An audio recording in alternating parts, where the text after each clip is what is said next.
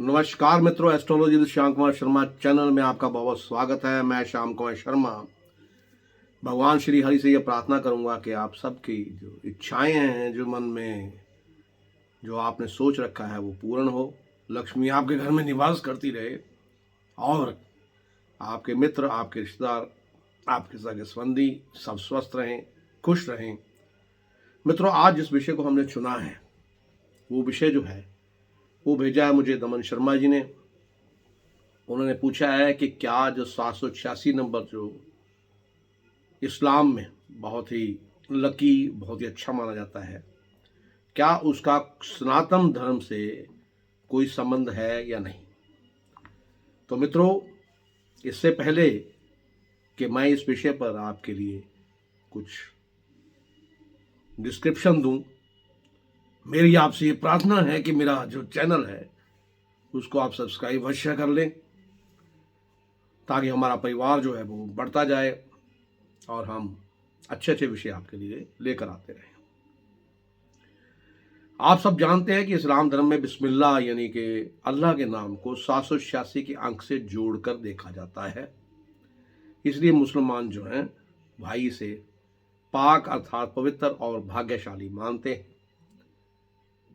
अगर बिस्मिल्लाह अल रहमान अल रहीम को अरबी या उर्दू भाषा में लिखा जाए और उन शब्दों को जोड़ा जाए तो उनका योग जो है वो 786 आता है।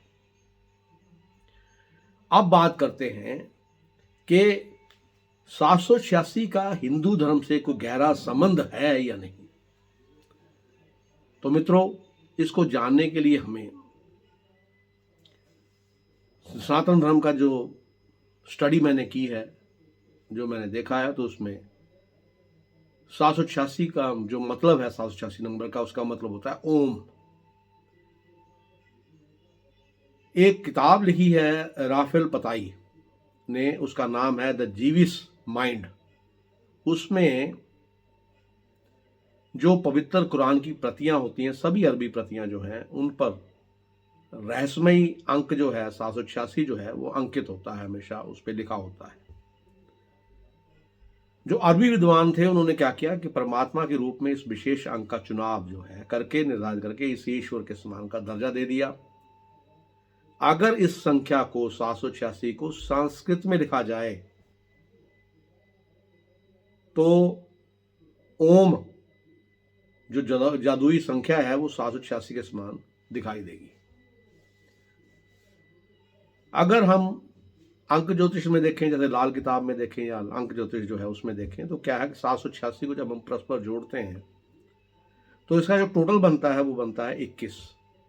7 + 8 15 + 6 21। 21 को भी अगर जोड़ दिया जाए तो 3 बन जाता है। जो 3 है उसको सभी धर्मों में अत्यंत शुभ और पवित्र माना जाता है। जो हमारी महाशक्तियां हैं जिनका हम पूजन करते हैं, जैसे ब्रह्मा विष्णु महेश जो हैं, ये 3 ही हैं। अल्लाह, पैगंबर और नुमाइंदे की जो संख्या है वो भी 3 ही है। सारी सृष्टि के मूल में समाये प्रमुख गुण सत्य, रज व तम भी 3 ही हैं। हिंदू धर्म एवं मुस्लिम धर्म दोनों में ये जो दोनों प्रतीक है वे आपस में मिलते जुलते हैं। अब 786 अंक से एक्चुअली क्या संबंध है सनातन धर्म का। जो हमारे मुसलमान भाई हैं उसमें क्या है कि 786 अंक को बेहद पवित्र और अल्लाह का वरदान माना जाता है, और इसको जो इस्लाम को मानते हैं वो अपने हर कार्य में 786 अंक जो है उसको शामिल कर लें तो वो उसको शुभ माना जाता है। 786 अंक जो है वो हिंदू एवं इस्लाम दोनों धर्मों को अपने भीतर पाता है। अब तीनों को अगर आप जोड़ दें तो आप देखेंगे कि ये मिलके क्या बनेगा, ओम बन जाएगा। अब 786 अंक का महत्व सबसे ज्यादा जो है वो इस्लाम धर्म में है। इस्लाम धर्म में नोट हो या मकान का नंबर या फिर मोबाइल का नंबर, गाड़ी का नंबर हो या सब में हाथ पर इस अंक को गुदवाया हुआ हो, इन सब को जो है शुभ मानते हुए आप मन की इस अंक का जो है शुभ मान के वो अपने गुदवाया जाता है, अपना लिखा जाता है। अब इस्लाम क्या कहता है? इतिहास में अगर देखा जाए तो ये अंक कहाँ से आया, कब से आया और कैसे इसमें प्रचलित है, इसका जवाब जो है बहुत ही कम लोग सही रूप में बता पाते हैं। लेकिन हाँ, हम एक कोशिश जरूर कर सकेंगे। बिस्मिल्लाह जो है उसको अल्लाह के नाम को 786 अंक से जोड़कर माना देखा जाता है। बिस्मिल्लाह और रहमान रहीम को अगर हम अरबी या उर्दू में लिखाते हैं तो इनको शब्दों का जो जोड़ होगा वो 786 ही आएगा। एक पवित्र अंक होता है ये 786 का पवित्र अंक प्रयोग लोग नोट भी है संभाल के रखते हैं। 786 नंबर का नोट हो वो संभाल के, 786 नंबर की गाड़ी लेते हैं लोग, 786 यानी कि आप 786 नंबर का रूम को बहुत पसंद करते हैं लोग, 786 नंबर का मकान अगर मिल जाए तो बहुत शुभ मानते हैं लोग। अब हम इस अंक का निर्माण कैसे हुआ उसको देख लेते हैं। 7, सबसे पहले 7 अंक जो इसमें आता है उसका क्या है? 7 सब श्लोक की दुर्गा के 7 श्लोक जो हैं वो, और दुर्गा सप्तशती जो है उसके 700 श्लोक जो होते हैं। विवाह संसार में 7 जन्मों तक साथ निभाने के लिए अग्नि के 7 फेरे, 7 समुंदर, हिंद महासागर, प्रशांत महासागर, बंगाल की खाड़ी, अरब सागर, नील सागर, अटलांटिक सागर, 7 आसमान, 7 ऋषि यथा ब्रह्मा के 7 मानस पुत्र, मरीचि, अत्रि, पुलह, पुलस्त्य, क्रतु, अंगीरा और वशिष्ठ, 7 नाड़ी चक्र, संगीत के 7 स्वर यथा सारे गा मा पा धा नी, सप्तग्रही, एक ही राशि में 7 ग्रहों का एकत्रित होना, काली, कराली, मनोजवा, सुलोहिता, धूम्रवर्णा, उग्र, प्रदीप्ता आदि सप्तग्रही होती है। पृथ्वी पर जो दीप है उपस्थित वो भी 7 हैं। और जिसको क्या कौन से हैं? जम्बू, कुश, प्लक्ष, शालमली, क्रौंच, पुष्कर और शाख। शरीर की 7 धातुएं यथा रस, रक्त, मांस, वसा, अस्थि, मज्जा तथा शुक्र। सप्तकाल यथा अतल, बितल, सुतल, रसातल, तलातल, महातल और पताल। भारत में स्थित हिंदुओं की 7 पुरियां यानी काशी, कांची, उज्जैनी, हरिद्वार, अयोध्या, मथुरा और द्वारका। 7 शक्तियां जिनका पूजन शुभ कर्मों में होता है, ब्राह्मी, महेश्वरी, कुमारी, वैष्णवी, वराही, ऐन्द्री और चामुंडा। 7 दिन का सप्ताह। तो 7 नंबर जो है इसलिए जो है इस 786 में सबसे पहला नंबर ये आता है। उसके बाद क्या है? 8 देवी, 8 नंबर जो है 8 देवी देवताओं के स्तुति वाले अष्टक स्तोत्र, चतुर्भुज ब्रह्मा के 8 कर्ण, 8 हाथ, हठ योग के अनुसार मूलाधार से ललाट तक भिन्न भिन्न स्थानों के 8 कमल होते हैं। सर्प के 8 कुल यथा शेष, बासुकी, कंबल, करकोटक, पदम, महापदम, शंख तथा कुलिक। श्री कृष्ण की 8 मूर्तियां, श्रीनाथ, नवनीत प्रिय, मथुरानाथ, बेलनाथ, द्वारकानाथ, गोकुलनाथ, गोकुल चंद्रमा तथा मदन मोहन। अष्टगंध जो पूजन के कार्य में आता है। हवन प्रयुक्त 8 प्रकार के द्रव्य यथा अश्वत्थ यानी पीपल, गुलर, सीकर, बट, तिल, सरसों, खीर और घृत। सोना, चांदी, तांबा, रांका, जस्ता, सीसा, लोहा और पारा अष्ट धातुएं। अष्टभुजाधारी देवी, 8 प्रकार के मंगल प्रवय यथा सिंह, हाथी, कलश, चामर, बैजंती, भेरी, दीपक तथा वृष। देवादिदेव की 8 मूर्तियां जैसे कि शर्वम, भव, रुद्र, भीम, उग्र, पशुपति, ईशान, महादेव। और योग क्रियाओं के 8 योग यथा यम, नियम, आसन, प्राणायाम, प्रत्याहार, धारण, ध्यान तथा समाधि। 8 प्रकार की औषधियां का वर्ग यथा मेधा, महामेधा, रिधि, विधि, वृद्धि, जीवक, ऋष्वक, ककोली तथा भीर, काकोला। देवताओं और सिद्ध पुरुषों की 8 प्रकार की सिद्धियां जैसे कि अणिमा, महिमा, लघिमा, प्राप्ति, प्राकाम्य, ईशित्व, विशिष्टव तथा काम वशायिता। अष्टचक्र नाम के एक महाविद्वान जिन्होंने अष्टवक्र गीता जो है उसकी रचना की थी। अब आ जाते हैं 6 नंबर पे। 6 ब्राह्मणों के 6 प्रकार की कर्म यथा भजन, साज, याजन, अध्ययन, दान और पतिग्रह। 6 कोणों की प्रवृत्ति षटकोण कहलाती है। हठ योग के अनुसार कुंडलियों के ऊपर 6 चक्र होते हैं। संगीत के 6 राग जैसे कि भैरव, मल्हार, श्री, हंडोला, मालकोस तथा दीपक। वेद के अंगभूत 6 शास्त्र तथा शिक्षा, कल्प, व्याकरण, निरुक्त, ज्योतिष और छंद। कर्म कांड के अनुसार 6 प्रकार की अगरियां तथा ग्रह पते। आहवनीय, दक्षिणाग्नि, आपसत्य, समयाग्नि और अवकाश नागरी। हिंदू शास्त्र के अनुसार मनुष्य के 6 गुण पाए जाते हैं जैसे ऐश्वर्य, ज्ञान, यश, श्री, वैराग्य और धर्म। हिंदू शास्त्रों में 6 प्रकार के दर्शन शास्त्र प्रचलित हैं। न्याय, वैशेषिक, सांख्य, वेदांत, मीमांसा और योग। मनुष्य और प्राणी मात्र 6 प्रकार के स्वाद का आनंद लेते हैं। तो ये आपको मैंने 786 नंबर जो है उसके बारे में आपको बताया। आगे और बात, अब ये भी माना जाता है कि जो 786 नंबर है उसका संबंध भगवान श्री कृष्ण से भी है।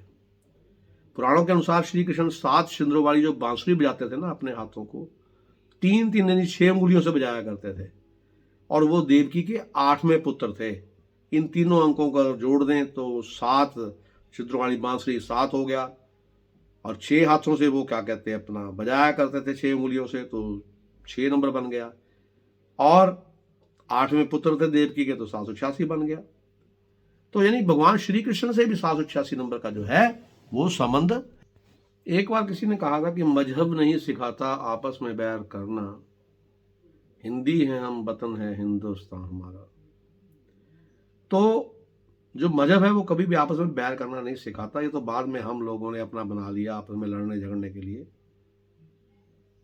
जिसने गीता पढ़ी है और जिसने कुरान के बारे में भी मालूम है, उसे दिवाली में, अगर दिवाली को हम कहेंगे तो उसमें अली आता है, और रमजान में आप देखें तो राम का नाम आता है। तो जो विद्वान लोग हैं वो कभी भी आपस में बैर नहीं रखते, वो इस्लाम या सनातन में धर्म में कोई ज्यादा डिफ्रेंशिएट नहीं करते। और एक सबसे बड़ी बात जो है कि ओम जो है वो हिंदुओं में सबसे ज्यादा पवित्र यूनिक है शब्द माना जाता है। अगर एक बार हम अपने सच्चे मन से ओम कह दें तो सारे दुखों का विनाश हो जाता है, मन पवित्र और शांत हो जाता है। इसलिए किसी भी पूजा से पहले ओम शब्द का उच्चारण जो है वो किया जाता है, जैसे कि पूजा करने वाले जातक की पूजा स्वीकार हो जाए। इसी प्रकार जो मुसलमान भाई हैं वो 786 अंक को हर सच्चा मुसलमान जो होगा वो अपने ऊपर वरदान मानता है। अगर मैंने आपको पहले ही बताया कि बिस्मिल्लाह अल रहमान अल रहीम अगर हम लिखेंगे तो उसका योग जो होगा वो 786 आएगा। और भी मैं इसके बारे में आपको बताऊंगा, तो आप इसको अब अगर अरबी अगर साहित्य को अगर पढ़ेंगे आप तो उसमें क्या है कि यानी कि जो बिस्मिल्लाह अर रहमान अर रहीम जो है वाक्यांश के अरबी अक्षर का एक छोटा सा संख्यात्मक रूप होता है। अरबी अक्षरों को 2 तरीके से लिखा जाता है। पहला और जो सबसे प्रमुख तरीका वो है कि अलिफ बा ता था के क्रम में लिखा जाता है। अलिफ को हमेशा पहले अक्षर के रूप में लिखा जाता है। इसके अलावा इस्लाम में गणना का जो दूसरा तरीका होता है उसे अबजद कहा जाता है, जिसके अंतर्गत 1 से लेकर 1000 तक के प्रत्येक अक्षर को अंक गणितीय मान दिया जाता है।